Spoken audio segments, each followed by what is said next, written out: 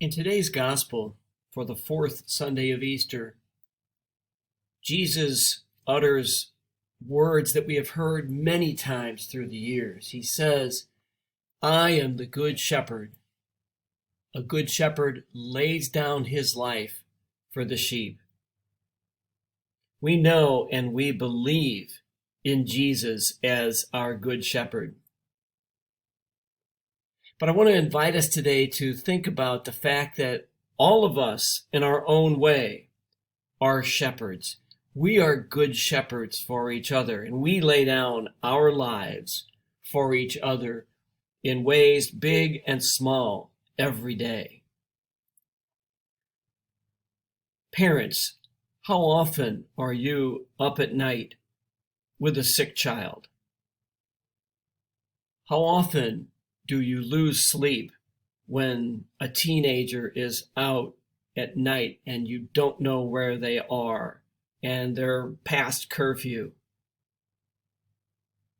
How many of us spouses have been or are caregivers for an ailing wife or husband?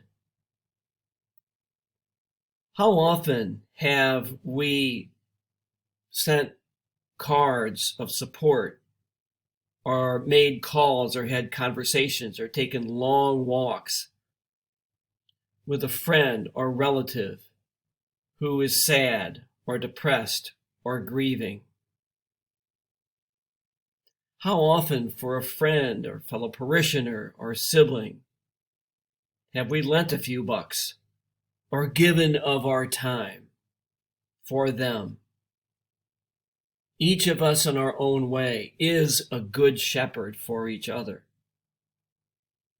I invite us today to think about those ways that we are good shepherds every day, and to give thanks to Jesus, the Good Shepherd, who inspires us and gives us the grace and the humanity that we need to be shepherds for each other.